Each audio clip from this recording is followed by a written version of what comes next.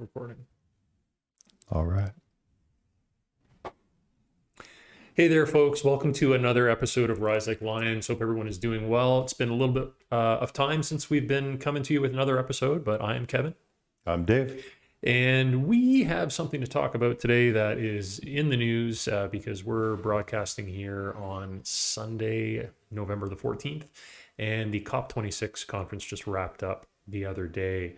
And so, of course, this is the big international conference talking about climate change, where all the countries of the world are coming together to try and actually get some meaningful action on climate change. And so we just want to go over basically the outcome of COP26 and also to talk a little bit about specifically, we are broadcasting from Canada here. So we want to see what Canada's been up to at this international climate conference. It hasn't been great, has it, Dave? Not great. No. Yeah. Little old timey. Yeah, we tend not to be so good at this stuff, folks. But anyway, let's dive into it. So first of all, what I want to look at is what has been said about COP26. And let's start with the folks that we think are probably the most important voices in this whole thing is the activist community. And so what are they saying? You know, I have an article from Common Dreams here that kind of sums it up.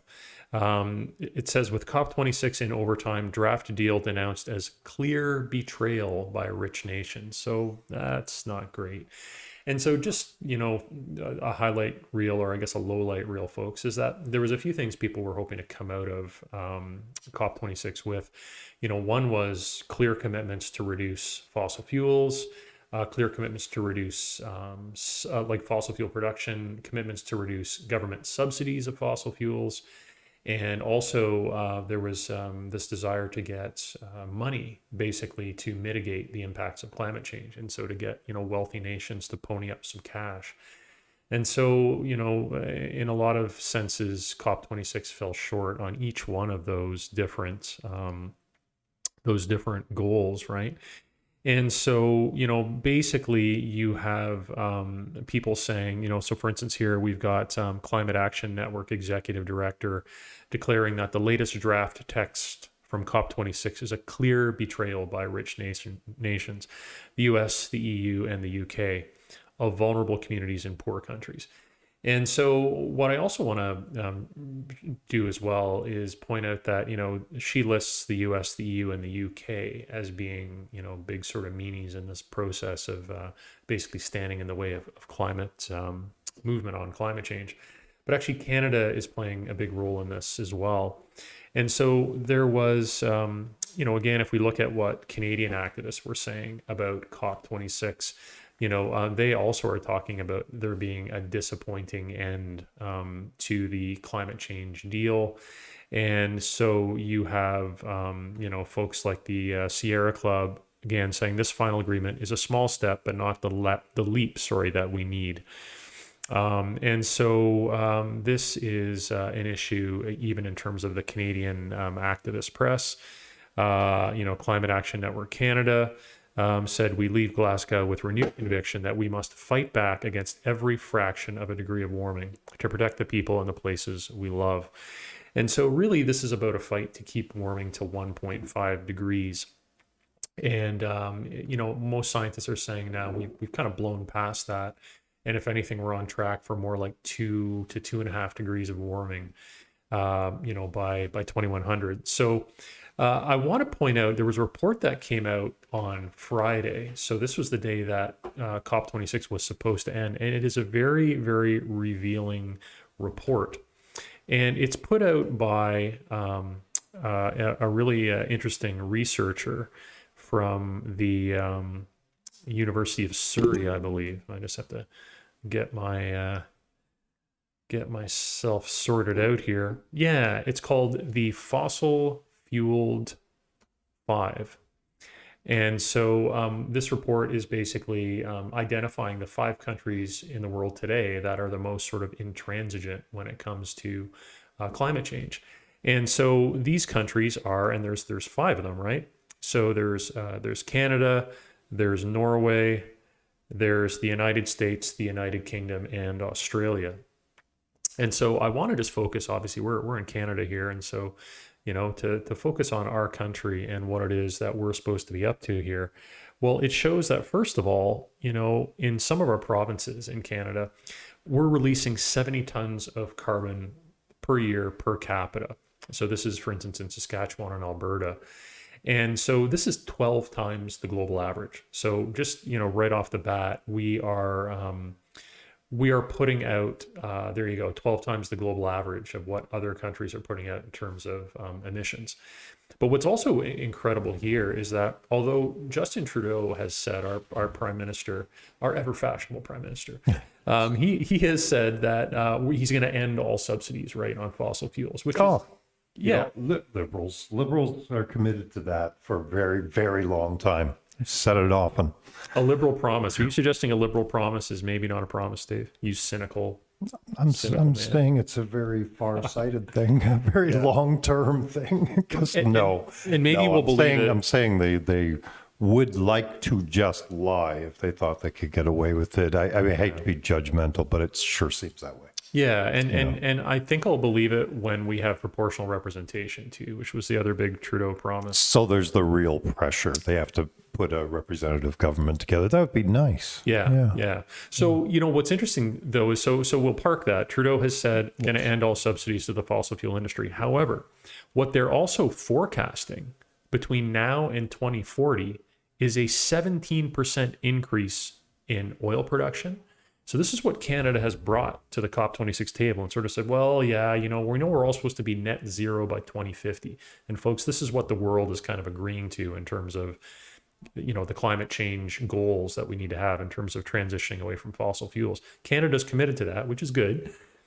But so we're committing to net zero by 2050. And yet by 2040, we're like, yeah, oil production is going to have increased 17%, gas production by 18%. That's even more than the United States is projecting to increase their oil and gas production. So if you look at the US, they're projecting, 17% increase in oil, just like us, but only a 12% increase in gas. And so we're even outstripping the United States in terms of how we're approaching this issue in Canada. And it's a big deal. The other big polluters, of course, the UK, Australia and Norway. I mean, those countries have their own issues too. But, as Canadians, this is a big issue. Like, we are really not on the right side of this. And so, Dave, I think what I wanted to do is talk a little bit about what gets in the way of Canada making the right decisions, right, from a sort of political perspective.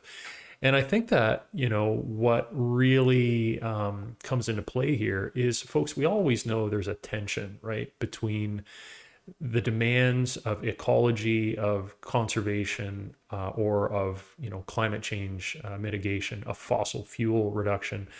There's a tension between those very important things, and then also the industries that are involved in churning out fossil fuels. And I know, for instance, that when it comes to fossil fuel production, those big corporations, they're still powerful, right? I mean, these are not small companies. Yeah. So they have a political footprint, And so, I think one of the things, Dave, that drives me nuts, and I know we've talked about this in the past on the podcast, is this is presented as a false dichotomy, or I should say it's presented as a dichotomy, but it's really a false dichotomy, right? That's right. Yeah. Yeah. Like between jobs or environment. Oh, you can't have both, right? Actually, if anything, I would say, my voice is coming through extra here. If anything, I would say it's not only not a dichotomy, but it's fully compatible. The coal jobs are never coming back, for instance. Just give me one moment here real quick, okay? There we go. The coal jobs are never ever coming back, no matter what. And it's obviously not sustainable to do things like fracking, because as they're going along, the resulting damage to groundwater and other things, just that alone is not making it feasible. Yeah. It's got a shelf life, and it's not a long one. Yeah. Same as oil reserves, they might sometimes replenish to some extent. You might find other ones, but they also have a shelf life. Yeah. So committing jobs to them is going to be a losing game no matter what. Yeah. But committing jobs to replenishing the entire system to support sustainable and especially renewables, you know, is going to work out much better. I think of when we needed rail, and Europeans are fresh to this continent. U.S., Canada, all of it, Mexico too, just went ahead. All right, that's it. We're getting them in. Everything changes around that. The entire structure, everything changes around that. Flight comes along, things change against it. But in that in between, the highway systems go in military fashion. And I don't know, there are probably some objectors, but it couldn't have been all that loud, and it certainly isn't echoing through time. Yeah, and I think you make a good point, Dave. Like, we have changed infrastructure in the past. We've done it on a massive scale, Yeah. right? And I think it's a really good thing. You well point out. beyond, looking very much more different from the way it is to the result after than what greening things right now would be. Yeah, for sure. And I think there's a couple pieces of that are important. First is that we're capable of massive infrastructure change. We've done it in the past. Sometimes even with unintended consequences. I mean, the whole colonization of car culture over city cores and whatnot. I mean, that was a little bit, there was pros and cons of that, but we could do it, and we did it. And what you're pointing out, Dave, which I think is really important, is what are we talking about when we talk about the ecological transition or the renewable energy transition? We're talking about something that is not going to have the same sort of epic impact on our city layouts and stuff like that, necessarily speaking. I mean, it's really just changing the way we're generating power, so we are talking about our wind, our solar, we're talking about our geothermal heating and cooling, but we're also just talking about energy efficiency in terms of building design. I mean, these are things that will fit into our existing sort of plans with not too much problem at all. And so this is the thing, folks, is that, this dichotomy between jobs or the environment, it is a false dichotomy.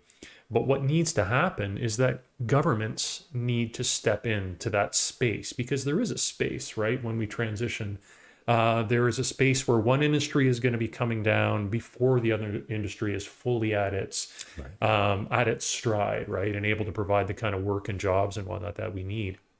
And so the only institution that can step in there, I'm sorry, like libertarians and neoliberals, you're just going to have to deal with this, but the only institution that can transition that effectively is government.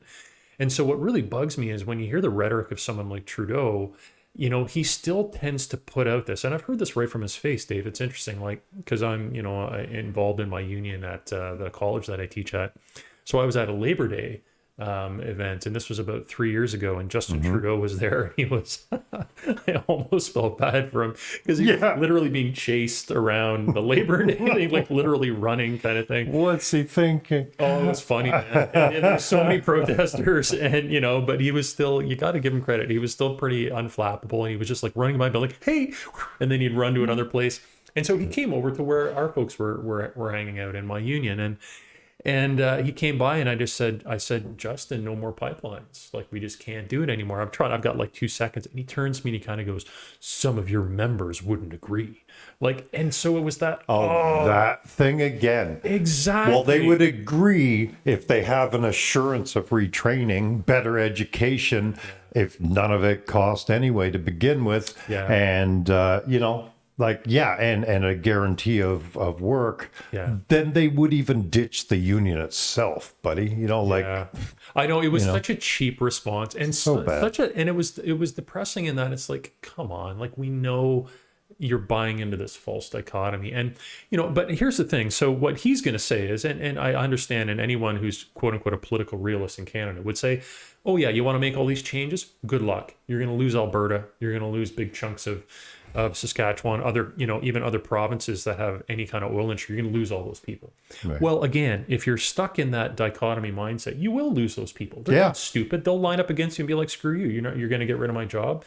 However, they want that result. You can neutralize that completely by saying, we're going to transition, but we're going to look after you. We're going to make sure that there's a place for you in that new economy. We're going to make sure that that new economy is developed in your neck of the woods, that there's going to be infrastructure there. There's going to be, let's be real, man, 20, 30 years worth of work to pull this off, right? To really shift to a post-carbon economy. And to some extent, it's going to be a permanent thing. Yeah. There won't be any, oh, in 30 years we've accomplished that thing, because you want to innovate and improve it. Yeah. You want every cell for a solar panel to constantly be finding ways to get light at night now and this and that. Why not? You know? Yeah, you're right. It's not like it's going to stop, right? So No. there will be things for Jobs. There'll be A lot of jobs. There'll be things for people to do, right?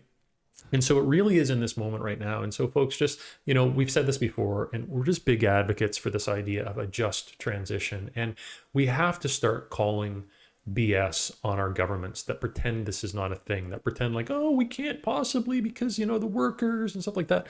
Listen, yes, the workers need to be looked after. And, I'm 100% clear on that. I'm not trying to just sit there and be like, oh, take it on the chin, oil and gas workers, sucks to be you. No, that's not it. And we don't have to do that. And I'll say the same thing too. We did a thing on Fairy Creek, and it's the exact same thing when you talk about the logging industry too. It's like people just have to understand at a certain point that things have to change, right? And in terms of the corporations, like whether it's Teal Jones, the logging corporation that's trying to destroy Fairy Creek, or whether it's Shell or Sunoco or Suncor or Enbridge, I don't care. Like, to me, all those corporations can just go, like they can just like literally fuck right off. Like they can. No, especially since we know that they understood all this so early. Yeah. 60s, the minimum for most of them, with information that it was much sooner. Like even leading the way with their own research on the fact that there would be, global climate change and all that. Definitely. But I'd say one thing: where is the practical conservative mind these days? I'm really getting annoyed. They should be in line with us with a lot of this stuff. Yeah. You think of one thing, they can run a corporation that say does fracking or something like that, but watch for what they really want and do. Just a few years back, there was the head of one of the major corporations that was doing fracking, and then another one was going to be fracking in his community. And he had his lovely horses and land and all the rest like that. So he led the fight against them coming into it.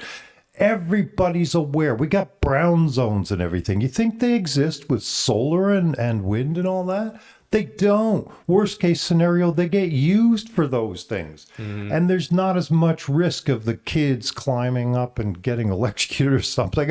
I'm saying, how do you appeal to conservative mind? Because it should. Yeah. Like, where are they? They don't want this in their neighborhood. They don't want this in their community. They don't want that near their ranches and estates and whatever. So they should understand this fully and get some brownie points. Lead the damn liberals in this. But you can't all be whatever this regressive thing is you're doing, because it's coming no matter what. Yeah, and I think at the end of the day, Dave, it's pretty simple. It's like we all just have to understand that those corporations, and this is the reason why I said those corporations, I could care less about them, because their interests are very simple. They are taking millions of dollars and stuffing it in their pockets by doing this quarter too, just this quarter. Yeah, exactly. And that's so, of course, now.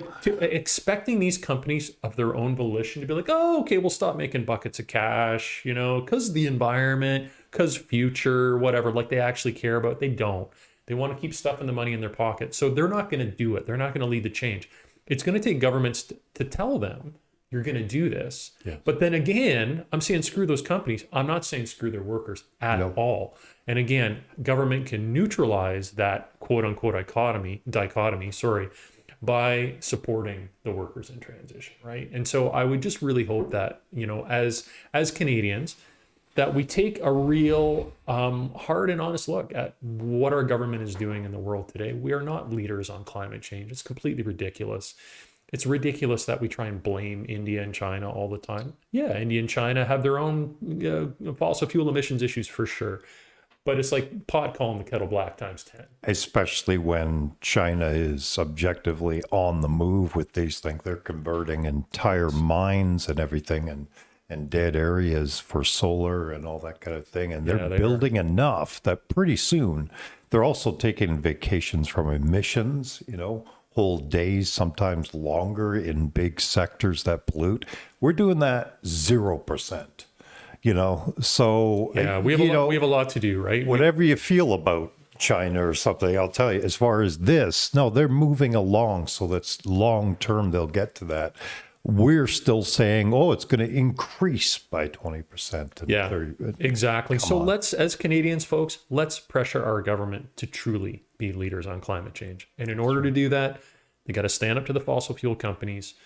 And they also have to ensure that the workers in those industries are supported as our economy transitions, right? So just transition, folks. Again, I hope we can all talk to our, whatever party you support, or if there's just people you're talking to on a daily basis, in the lunchroom. I don't even, do we have lunchrooms anyway? In the virtual lunchroom, Yes. right? During COVID. But please bring this stuff up, folks. And let's get this idea, this myth that you can't have both, that you can't have a clean and healthy environment for future generations, and also you can't look after people. It is a complete myth, and I think we can challenge that. I think we can do better as a country. So, folks, thanks again for tuning in, and I hope, if you liked what you heard, you'll consider subscribing to the channel and maybe liking the video, giving it a share, whatnot. We would really appreciate it. So thanks very much, folks, and take care. Thank you.